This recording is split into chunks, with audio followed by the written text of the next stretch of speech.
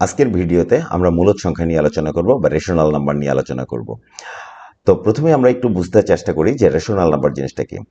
যদি কোনো সংখ্যাকে আমরা পি বাই কিউ আকারে অথবা ভগ্নাংশ আকারে লিখতে পারি, তবে সেটাকে আমরা মূলত বলে থাকি একটা মূলদ সংখ্যা।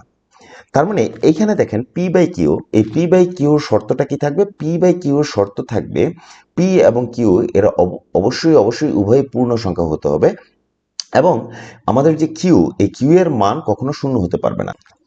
এই শর্তে কোনো একটা সংখ্যাকে যদি আমরা লিখতে পারি, তবে সেটাকে আমরা একটা মূলদ সংখ্যা বলি বা রেশনাল নাম্বার বলে থাকি। এখন এই মূলদ সংখ্যাকে আমরা কিভাবে চিনব? তো মূলদ সংখ্যাকে চেনার বেশ কিছু উপায় আছে। যেমন প্রথম উপায়টা হচ্ছে সকল পূর্ণ সংখ্যাই হচ্ছে মূলদ সংখ্যা।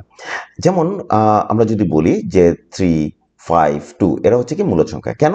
কারণ 3, 5, 2 এদেরকে আমরা পি বাই কিউ আকারে লিখতে পারি। মানে 3 কে আমরা এইভাবে লিখতে পারি 3/1, অথবা 5 কে আমরা লিখতে পারি 5/1, অথবা আমরা বলতে পারি 2/1। তাহলে এরা হচ্ছে কি আমাদের আসলে মূলদ সংখ্যা। তার মানে এদেরকে আমরা পি বাই কিউ আকারে লিখতে পারি বিধায় এদেরকে আমরা মূলদ সংখ্যা বলতে পারি। আবার সকল সাধারণ সংখ্যার ভগ্নাংশকেই আমরা মূলদ সংখ্যা বলতে পারি। মানে সকল সাধারণ সংখ্যার ভগ্নাংশ, এটা কিন্তু আমাদের সংজ্ঞা অনুসারেই আসতেছে। সকল সাধারণ সংখ্যার ভগ্নাংশ কিরকম হয়? যেমন আমরা যদি বলি 2/3, অথবা যদি আমরা বলি 11/6, অথবা আমরা যদি বলি 4/9, তাহলে এরা হচ্ছে কি সবাই কিন্তু সাধারণ ভগ্নাংশ। এখন এই যে সাধারণ ভগ্নাংশ, এদের সকলকেই আমরা মূলদ সংখ্যা বলি, কারণ এদেরকে পি বাই কিউ আকারে লেখা যায়। তাই এরা হচ্ছে কি আমাদের মূলদ সংখ্যা। আবার সকল পূর্ণবর্গ সংখ্যার বর্গমূল, এদেরকেও আমরা মূলদ সংখ্যা বলে থাকি। সকল পূর্ণবর্গ সংখ্যা, যেমন আমরা যদি বলি √16, এর মানে হচ্ছে 4। তার মানে এই যে √16 একে আমরা বের করলাম, এর মান হচ্ছে 4, তাহলে এটাকে কিন্তু আমরা স্বাভাবিক পূর্ণ সংখ্যা হিসেবে আমরা বলতে পারি। তার মানে 4/1 আকারে লিখতে পারি। তাই এটাকে কিন্তু আমরা বলবো একটা মূলদ সংখ্যা। ঠিক একইভাবে আমরা যদি বলি √9, তাহলে এরা হচ্ছে কি আমাদের √9 = 3, তাহলে এরা হচ্ছে কি আমাদের মূলদ সংখ্যা বা রেশনাল নাম্বার। এখন যদি আমাদের এরকম আসে যে √8, এইটা কি মূলদ সংখ্যা? না, এটা আসলে মূলদ সংখ্যা না। কেন না? আপনি দেখেন, এটা কিন্তু পূর্ণবর্গ সংখ্যা না। কারণ কি, 8 কে আমরা লিখতে পারি 4 × 2 তার হোল রুট। এর মানে আমরা বলতে পারি 2√2। এই যে 2√2, এটা কিন্তু একটা পূর্ণবর্গ সংখ্যা না। তার মানে √8 কিন্তু একটা পূর্ণবর্গ সংখ্যা না। এই জন্য এটাকে আমরা মূলদ সংখ্যা বলতে পারি না। এটা হচ্ছে একটা অমূলদ সংখ্যা, রাইট? তার মানে এটা মূলদ সংখ্যা না। যদি কোনো সংখ্যার ঘনমূল পূর্ণ সংখ্যা হয়, তবে সেটাকে আমরা মূলদ সংখ্যা বলি। যেমন ঘনমূল 125, এর মানে হচ্ছে 5, তার মানে এটাকে আমরা একটা মূলদ সংখ্যা বলতে পারি। ঠিক একইভাবে ঘনমূল 64, এর মানে হচ্ছে 4, তার মানে এটা হচ্ছে কি আমাদের একটা মূলদ সংখ্যা। তার মানে আপনি দেখেন, যদি কোনো পূর্ণবর্গ সংখ্যা অথবা ঘনমূল, কোনো একটা পূর্ণ সংখ্যার ঘনমূল যদি একটা পূর্ণ সংখ্যা বের হয়, তবে সেটাকে কিন্তু আমরা একটা মূলদ সংখ্যা বলতে পারি। কারণ পূর্ণ সংখ্যা যেটা পাবো সেটাকে তো আমরা পি বাই কিউ আকারে লিখতেই পারি, একটু আগে আমরা দেখেছি। আচ্ছা, ঠিক একইভাবে যদি কোনো একটা ভগ্নাংশ থাকে এবং ভগ্নাংশ যদি সসীম হয়, তবে সেটা একটা মূলদ সংখ্যা। সসীম বলতে আমরা কি বুঝি? যেই ভগ্নাংশের দশমিকের পরের অংশটা ফিক্স বা নির্দিষ্ট, সেটাকে আমরা সসীম ভগ্নাংশ বলি। যেমন ফর এক্সাম্পল 4.321, এটা কিন্তু একটা ফিক্সড বা সসীম ভগ্নাংশ। তাহলে এই ভগ্নাংশটাকে আমরা একটা মূলদ সংখ্যা বলবো। কারণ কি? কারণ এটাকে আমরা পি বাই কিউ আকারে লিখতে পারি। কিভাবে লিখবো? দেখেন 4.321, এটাকে আমরা এইভাবে লিখতে পারি ভগ্নাংশ আকারে 4321 ডিভাইডেড বাই 1000, তাই না? তাহলে এটা কিন্তু একটা মূলদ সংখ্যা, কারণ এটাকে পি বাই কিউ আকারে লেখা যায়, এবং পি এবং কিউ দুইটাই পূর্ণ সংখ্যা, এবং কিউ এর মান শূন্য না। তাই এটাকে কিন্তু আমরা একটা মূলদ সংখ্যা বলতে পারি। ঠিক একইভাবে যদি কোনো একটা সংখ্যা দশমিকের পরে যদি অসীম হয় এবং পুনরাবৃত্তি ঘটে, বারবার একই সংখ্যার পুনরাবৃত্তি ঘটে, তবে সেটা কিন্তু একটা মূলদ সংখ্যা। তার মানে পুনরাবৃত্তি ঘটা মানে কি? পৌনঃপুনিক সংখ্যা। তার মানে কোনো একটা পৌনঃপুনিক সংখ্যা যদি থাকে, তবে সেটা একটা মূলদ সংখ্যা। যেমন 3.2222 এরকম অসীম পর্যন্ত যদি যায়, তবে সেটাকে আমরা কিভাবে লিখতে পারি? এটাকে আমরা কিন্তু একটা পৌনঃপুনিক আকারে লিখতে পারি। তার মানে আমরা বলতে পারি 3.2 তার হোল 2 এর উপরে পৌনঃপুনিক, 3.2 পৌনঃপুনিক, এটাকে আমরা বলতে পারি। এখন এই যে পৌনঃপুনিক, এটাকে আমরা কিভাবে ভাঙাই? দেখেন, আমরা পৌনঃপুনিক এবং দশমিকের অংশটাকে বাদ দিয়ে টোটাল অংশটাকে লিখি।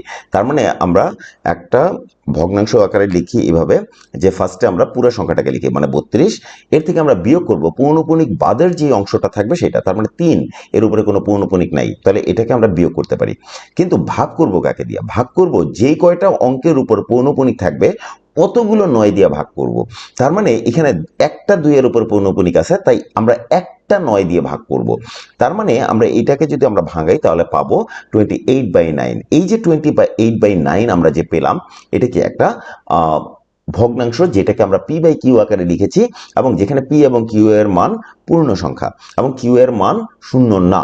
তাহলে এই ক্ষেত্রে এটাকে আমরা একটা মূলদ সংখ্যা বলতে পারি। তার মানে যত ধরনের পৌনঃপুনিক সংখ্যা থাকবে এরা সবাই আসলে, এদেরকে আমরা পি বাই কিউ আকারে লিখতে পারি। তাই এগুলো হচ্ছে কি আমাদের মূলদ সংখ্যা।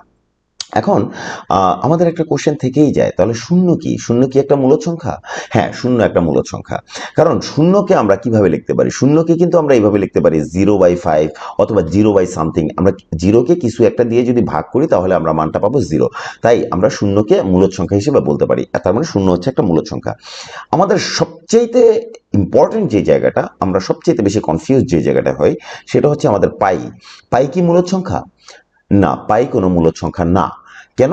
কারণ পাইয়ের যে ভ্যালু, আমরা পাইয়ের যে মানটা পাই সেটা কিন্তু কখনোই সসীম ভগ্নাংশ না। কারণ পাইয়ের মানটা হচ্ছে 3.14159265358 এরকম করে চলতেই আছে, চলছে। মানে এখন পর্যন্ত আমরা পাইয়ের কোনো ফিক্সড ভ্যালু বের করতে পারি নাই। তাই পাই হচ্ছে কোনো মূলদ সংখ্যা না, এটা একটা অসীম ভগ্নাংশ যেটার মান কখনোই নির্ণয় করা সম্ভব হয়নি। তাই এটাকে আমরা একটা মূলদ সংখ্যা বলতে পারি না, এটা হচ্ছে একটা অমূলদ সংখ্যা। এখন কেন আমাদের ভিতরে এই কনফিউশনটা আসে যে পাই মূলদ সংখ্যা? এখন কেন আমাদের ভিতরে এই কনফিউশনটা আসে যে পাই একটা মূলদ সংখ্যা? এর কারণ হচ্ছে অনেক সময় আমরা ম্যাথমেটিক্সের ক্যালকুলেশন করার জন্য, ক্যালকুলেশনের সুবিধা করার জন্য আমরা পাইকে একটা ভগ্নাংশ আকারে লিখি, যেমন 22/7 আকারে লিখি। এখন 22/7 এর ভ্যালুটা, এটাকে যদি আমরা ভাগ করি, এর যে মানটা পাবো এটা অনেকটা 3.14159 এরকম এই মানটার সমান, এর কাছাকাছি। কিন্তু এটা আসলে এক্স্যাক্টলি এই ভ্যালুটা পাওয়া যাবে না। কিন্তু এটা আমরা ম্যাথমেটিক্সে ক্যালকুলেশন করার জন্য, ক্যালকুলেশনের সুবিধা করার জন্য আমরা 22/7 আকারে পাইয়ের মানটাকে লিখে থাকি। তাই এই 22/7 এইটা একটা মূলদ সংখ্যা হলেও আমরা আসলে পাইকে কোনো মূলদ সংখ্যা বলবো না, কারণ পাইয়ের অ্যাকচুয়াল ভ্যালু 22/7 না।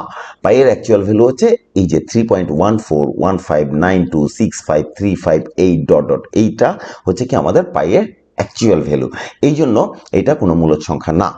তো আজকে আমাদের এই পর্যন্তই থাকবে। Thank you very very much.